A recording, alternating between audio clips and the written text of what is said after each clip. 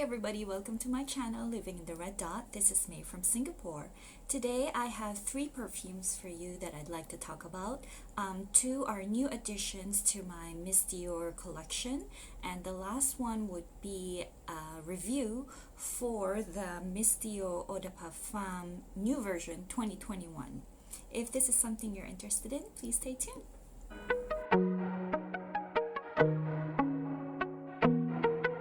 Hi everyone, so the first perfume I'm going to talk about is an EDT. It was released back in 2020, I believe. This is the Miss Dior Rose and Roses. As the name says, it's all about the rose. It's all about the beautiful rose that is grown specifically for or harvested by Miss Dior. Christian Dior for the perfume Miss Dior, the grass rose and the damask rose. And I love those roses, especially in the Eau de Toilette 2014 version. I think it's 2014. Yes, so very, very pretty. Just like, the brand Miss Dior Cherie, it's all about being pretty, surrounded by flowers. Sometimes, the perfumes may be a little bit more heavy, creamier, and the EDTs are a little bit lighter. And such is the case for this. It's very light, doesn't have a lot of projection or sillage. Instead, after 10 minutes of spraying it, it stays really close to the skin. So it's pretty much skin scent. It's kind of like a luxurious body spray. It also reminds me of soapy, like rose scented soap. So it's a very soapy scent, slightly powdery, but really soapy. Yeah, so I think it's really splurging to buy this to use as a luxurious body spray, but it does smell very good. For those rose lovers, then I think this would be a hit. Next perfume I have, this is an older one that I bought from somebody else. So this is the Miss Dior Blooming Bouquet Couture. This was released back in 2011, and I believe in Singapore only 300 was released back then, so this is one of those 300. So this is Blooming Bouquet. I think this came out as kind of an introduction to Miss Dior Blooming Bouquet line moving forward.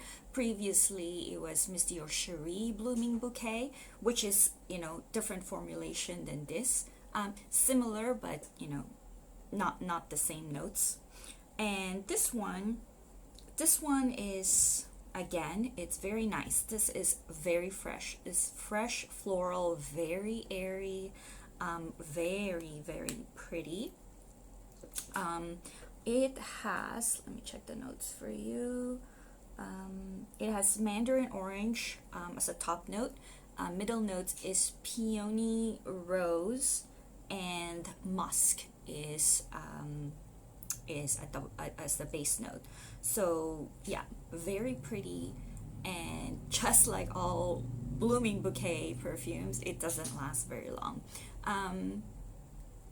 Maybe for the first 10 minutes you've got that nice projection and sillage, but after that it stays very close to you. Not quite skin scent right away. It kind of has like an aura for about 30 minutes, and then it settles into skin scent. Yeah, so I can smell it right about from here.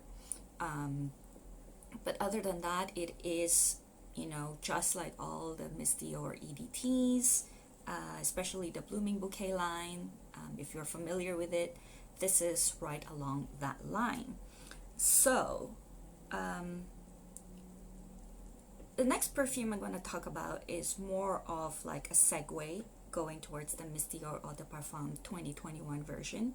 I've talked about this before. I don't have a big bottle. I never bought the big bottle. This is the Miss Dior Blooming Bouquet 2014 edition. So after 2011, this one, they had Miss Dior Blooming Bouquet 2014. and I really, really loved this smell when I tried it. I tried it at Sephora, I believe, and it smelled so good, and I was ready to purchase it, but it's a good thing I didn't, because, you know, not more than 10 minutes after, it just disappeared. It's down to like skin scent. This was slightly more long lasting than this one. Actually, when I look at resellers, online market resellers for this, like Carousel here, so basically people are selling their Blooming Bouquet perfumes after they've used it for a while, or even just having tried it, you know, if it was gifted to them, because it just doesn't have any longevity. It's sad. It's very pretty, but you know, it's kind of like your money just like going down the drain. Hence the reason I did not buy it. So now I use this as a segue to the Miss Dior Eau de Parfum, because I actually think the new Miss Dior Eau de Parfum, I only have a sample here, this one, I would call it a Miss Dior Blooming Bouquet EDP version. If I look at the notes of Miss Dior Blooming Bouquet 2014, the top note is mandarin orange, and then in the middle notes you've got, I believe, apricot, peach, rose, peony, and then at the base you've got musk. So that's that for this one. If I look at the notes for this one, I believe in the top notes it's got lily of the valley, which I couldn't smell at all, which is good because I don't like the way Dior does lily of the valley. I think Jurissimo is mostly lily of the valley, and I really didn't like that. But then again, I haven't tried it for a while, so maybe my sense of smell has changed since then. But yeah, so it's lily of the valley, and it has iris and peony as well on the top notes. Then in the middle notes you've got rose, you've got apricot, you've got peach, and then you've got, like, at the base note you've got vanilla, tonka beans, sandalwood, and benzoin. So on the top note you see the iris. So the iris really provides, you know, this powderiness to it. It's not strong powdery, but definitely this is, you know, powdery perfume. And then the middle notes, and peony as well, which is in the top note, if you combine those together, you have got the middle notes for Blooming Bouquet. It's like exactly the same. And then for the base notes, what you've got is sweet notes of vanilla, tonka bean, and benzoin.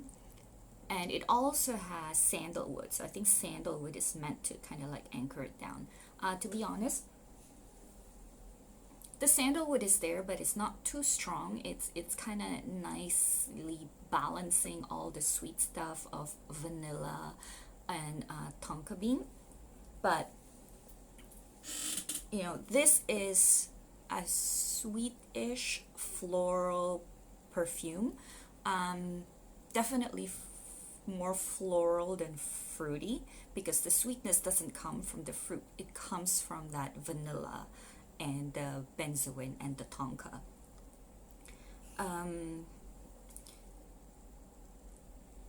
So I would call it like a powdery vanilla floral.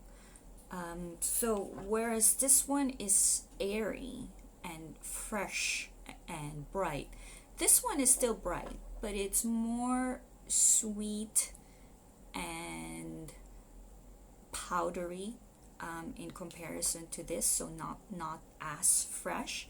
And that is why I'm calling this more of an EDP version of the Blooming Bouquet, because it's more, compared to the airiness of the Blooming Bouquet EDT, it's more dense, which it should be, I think, as an EDP. It's very, very pretty. I don't hate it. I know a lot of people have been reviewing it, and there's more people that dislike it because it is very, very dissimilar to the 2017 Miss Dior EDP. So if you approach this as a replacement or a continuation of the Miss Dior 2017 EDP, then you wouldn't like this. But if you view this more as a improved version of Blooming Bouquet, then I think you might actually agree more. Like, it's, you accept it more, and you won't fight it as much that it's a new version of it's a new flanker of an older perfume, because it really is beautiful on its own. I think the only reason people don't like it is because it is replacing another beloved version, EDP version of Miss Dior. Now the whole, like, Miss Dior Cherie EDP all the way to 2017 Miss Dior EDP, it's always been known as a fruit chuli type of scent, whereas fruits and patchouli are quite dominant. The florals are there, but they're kind of like mixed in, and you can't really tease it apart. You get a lot more of the sweetness of the fruit, and well, Miss Dior patchouli is not really earthy. I would call it more of like kind of something they use to anchor it and make it more long lasting. And that's what Miss Dior 2017 EDP is. It is much more long lasting than this. This, probably after 2 hours, it is down to skin scent. And even before it reaches 2 hours, it doesn't really project much, and neither does it have like much sillage. So very true to the Blooming Bouquet EDT perfume, but improved because it does last longer, 2 hours. To me, it's quite linear. Maybe during the dry down, you get a little bit more of the sandalwood coming out to tame the sweetness that really erupts from that tonka bean, vanilla, and benzoin. But other than that, it's pretty linear, very pretty, nice scent. Yeah, it's gorgeous. But I definitely see, this is a different direction where Miss Dior EDPs have come from. The fruits do not provide the dominant sweetness to the scent. The floral breaks through, and then there's that, it lacks the patchouli that makes Miss Dior perfumes long lasting, but instead they replace it with something like vanilla, which vanilla is good too. So it's the sweetness from the vanilla, tonka bean, and benzoin that kind of carry it through, and then the sandalwood anchors it down, so it's not as airy as the Blooming Bouquet EDT. So I guess in summary, don't be afraid to try out the new 2021 Miss Dior EDP perfume. Approach it with an open mind. Don't think of it as a brand new perfume. I know it sucks that they keep using the name Miss Dior over and over again for very different perfumes, but it is what it is. So approach it with an open mind. Think of it more of as an improved version of Blooming Bouquet if you're a fan of Blooming Bouquet, or a fan of lighter scents in general, because this is definitely lighter than the 2017 Miss Dior EDP. Yeah. So that's my review, and I hope you guys find this review informative, and I'll see you on the next video. Thanks for watching. If you like this video, please don't forget to subscribe, share, and like it. Thanks. Bye.